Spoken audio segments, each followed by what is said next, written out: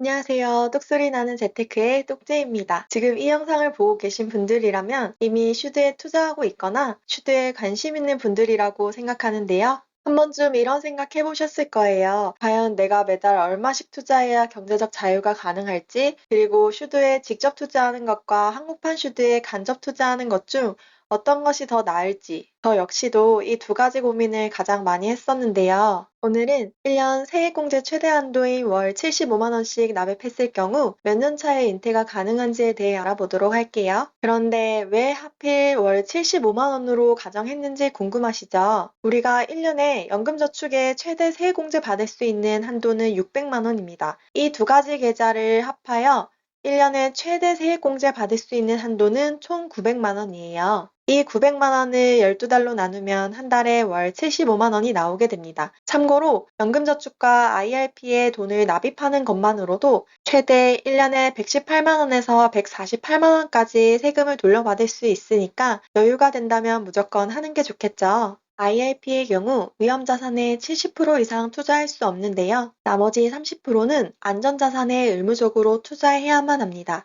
예를 들어서 제가 1년에 300만 원을 IRP 계좌에 넣었다고 가정해 볼게요. 그러면 300만 원의 70%인 210만 원만 주식형 ETF에 투자할 수 있고요. 나머지 90만 원의 경우 예금이나 채권과 같은 안전자산에 투자해야만 합니다. 연금저축펀드의 경우 이러한 제약이 없기 때문에 저는 IRP보다 연저펀을 먼저 채우시기를 추천드리고 있습니다. 연금계좌에서 슈드에 최대 투자할 수 있는 금액에 대해서 알아보도록 할게요. 세액공제 한도만 최대로 채운다고 할 경우 연금저축펀드에 600만 원, IRP에 210만 원, 그래서 1년에 총 투자하는 금액은 810만 원이고요. 이것을 12달로 나누면 월에 67만 5천 원이 됩니다. 두 번째로 세액공제 상관없이 1년에 납입할 수 있는 최대를 채운다고 했을 경우 전체 연금 계좌를 통틀어서 1,800만 원이 되고요. 이 중에서 IRP 안전자산 부분을 빼면 1,710만 원이 나오는데 이것을 또 12달로 나누면 월에 142만 원이 되게 됩니다. 그럼 이제부터 본격적으로 매달 67만 원을 연저펀에 간접 투자했을 경우와 슈드에 직접 투자했을 경우 투자 성과가 어떻게 되는지에 대해 알아보도록 하겠습니다. 먼저 연저펀에 월 67만 5천 원씩 투자했을 경우에 대해 알아볼 건데요. 시가 배당률은 3%, 연평균 배당 성장률은 10%로 가정하였습니다. 물론 이 수치보다는 조금 더 높지만 최대한 보수적으로 잡아봤습니다. 미래에 내가 배당금을 받게 될 때 생각했던 금액보다 더 많이 나오면 기분이 괜찮지만 더 적게 나오면 계획에 차질이 생길 수 있기 때문에 보수적으로 잡은 점 참고 바랍니다. 배당은 재투자하지 않는다고 가정했고요. 연금저축 펀드이기 때문에 회전 월 배당금을 보시면 되겠습니다. 1년 차에는 월 2만 원이고요. 10년 차 정도 되었을 때는 월 30만 원이 가능하네요. 약 19년 차에 100만 원을 돌파할 수 있습니다. 그리고 30년 차가 되어야 월 300만 원이 가능하게 되네요. 생각보다는 배당금이 조금 적다고 느껴지시죠? 이번에는 모두 동일한 조건에서 배당을 재투자했다고만 가정하고 시뮬레이션을 돌려보았습니다. 1년 차에는 2만 원으로 동일하고요. 10년 차에는 37만 원으로 소폭 상승한 것을 볼 수 있습니다. 그리고 100만 원이 돌파하는 것은 17년 차에 가능하네요. 30년 차가 되었을 때는 594만 원이 가능하게 됩니다. 확실히 배당을 재투자하지 않았을 경우보다는 배당을 재투자했을 경우 배당금이 더 크게 증가하는 것을 볼 수 있습니다. 파란색이 배당을 재투자하지 않았을 경우고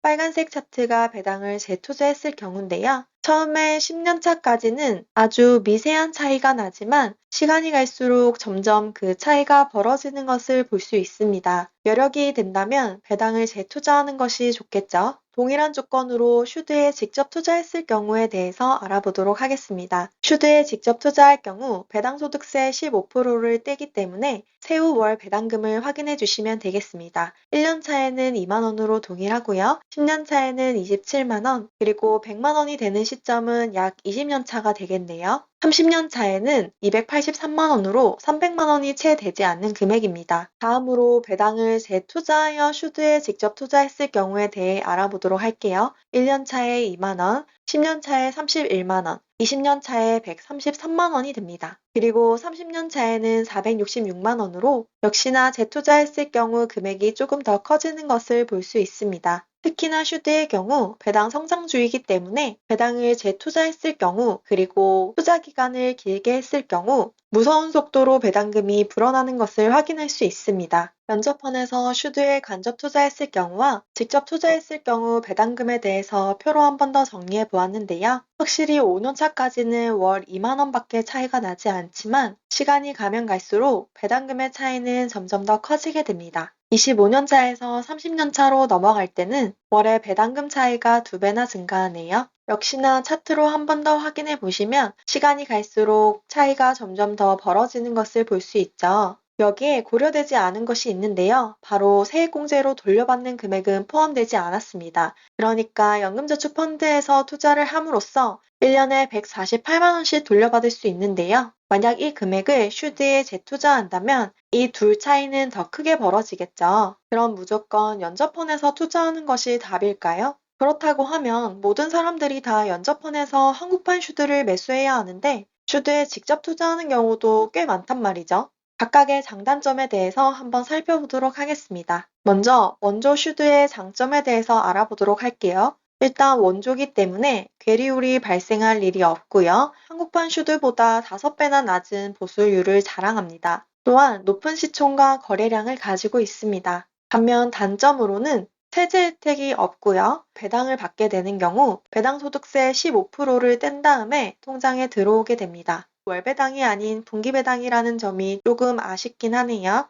한국판 슈드의 장점으로는 개인연금과 퇴직연금 계좌에서 투자가 가능합니다. 이렇게 연금 계좌에서 투자할 경우 세액공제 혜택을 받을 수 있는데요. 연봉에 따라 118만 원에서 148만 원까지 매년 이렇게 세액공제를 받을 수 있다는 것은 정말 큰 혜택이죠. 그리고 연금을 개시하기 전까지 매매 차익에 대한 과세, 배당금에 대한 과세 모두 다 이연되기 때문에 우리는 세금으로 내야 할 돈으로 슈드의 수량을 더 늘릴 수 있습니다. 그러면 더 많은 배당금을 받을 수 있고 더 많은 차익을 누릴 수 있겠죠. 또한 연금을 개시하는 시점에 미뤄왔던 세금을 내게 되는데요. 굉장히 낮은 세율로 연금 소득세를 내면 됩니다. 월배당을 지급한다는 점이 장점 중 하나라고 할 수 있겠죠. 물론 단점도 있습니다. 연금 계좌를 이용하여 투자할 경우 돈이 굉장히 장기간 묶이게 됩니다. 만약 여기서 중도에 해지하거나 세액공제 받은 금액을 인출하게 될 경우 16.5%의 기타 소득세를 물게 되는데요. 한편으로는 이렇게 투자를 강제화함으로써 노후 자금 마련에는 조금 도움이 될 수 있을 것 같습니다. 원조 상품이 아니기 때문에 슈드와 어느 정도의 괴리율은 존재하게 됩니다. 이 괴리율이 앞으로 더 벌어질지에 대해서는 아무도 모르겠습니다.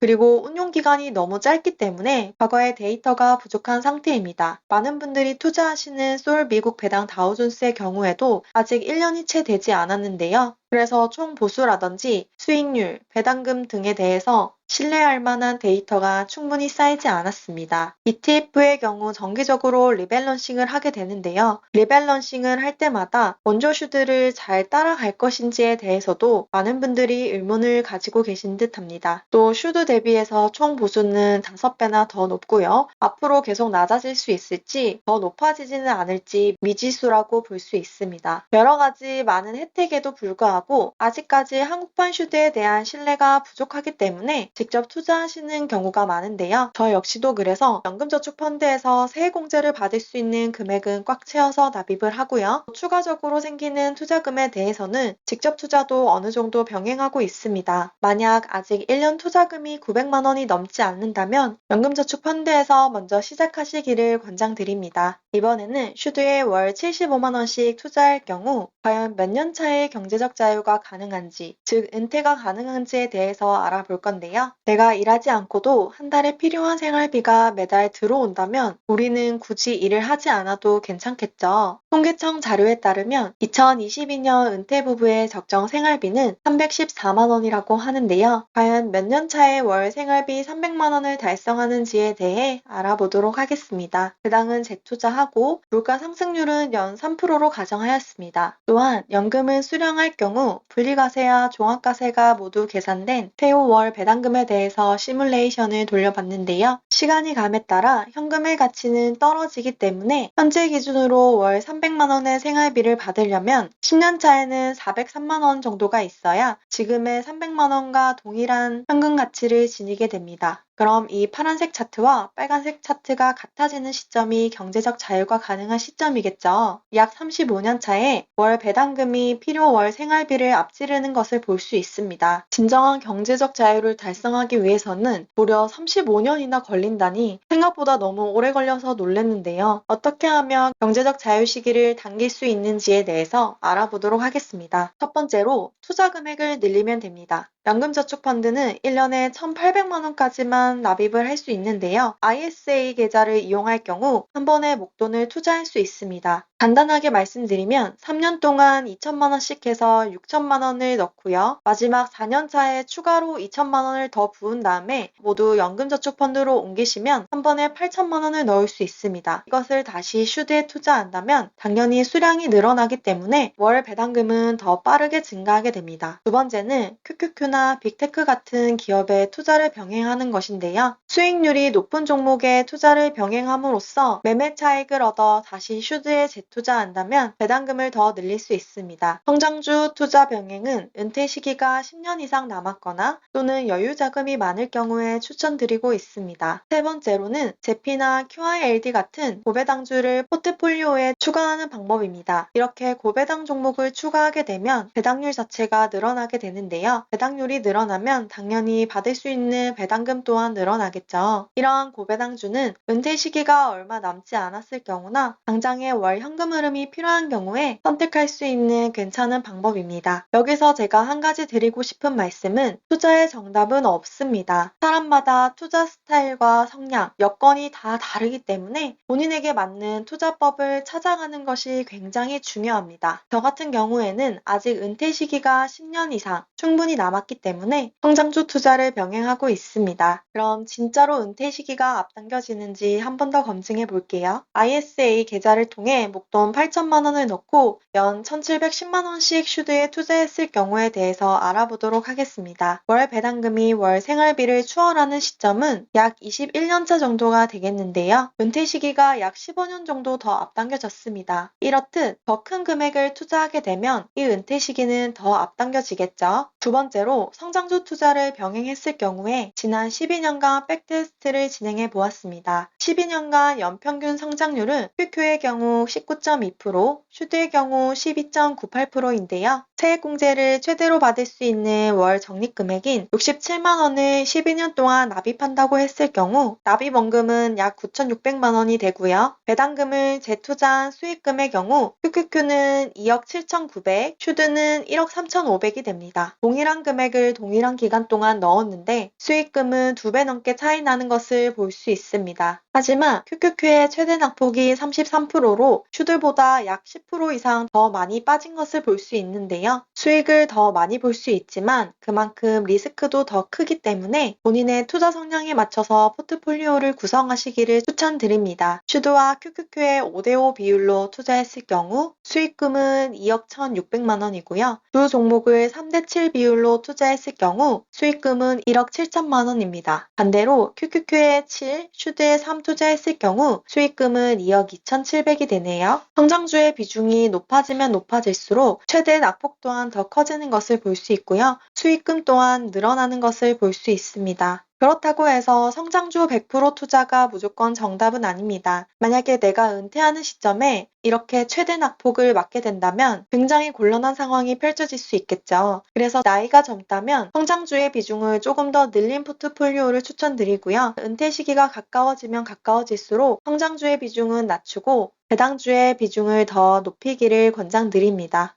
오늘의 결론 한 번 더 정리해 보겠습니다. 연금계좌의 최대 세액공제 한도는 1년에 900만 원까지이고요. 이렇게 불입했을 경우 연간 118만 원에서 148만 원까지 세금을 돌려받을 수 있습니다. IRP 계좌는 안전자산의 30% 무조건 투자해야 하고요. 900만 원을 넣어도 900만 원 전부를 슈드에 투자할 수 없고 연 810만 원까지만 한국판 슈드에 투자할 수 있습니다. 우리는 슈드에 직접 투자하는 경우와 연저펀에 투자하는 경우를 비교해 봤는데요. 매년 시간이 가면 갈수록 배당금의 차이가 증가하는 것을 볼 수 있었습니다. 여기에 추가로 세액공제 금액까지 더해진다면 연저펀의 투자 성과가 더 훌륭한 것을 확인할 수 있었죠. 하지만 그렇다고 무조건 연저펀이 좋다고는 할 수 없습니다. 괴리율과 과거 데이터, 신뢰도 등 여러 가지 문제가 있기 때문에 본인에게 좀 더 맞는 종목을 선택하시면 될 것 같고요. 연 810만 원 연저펀에 투자했을 경우 약 35년 차에 생활비 300만 원을 충족하게 됩니다.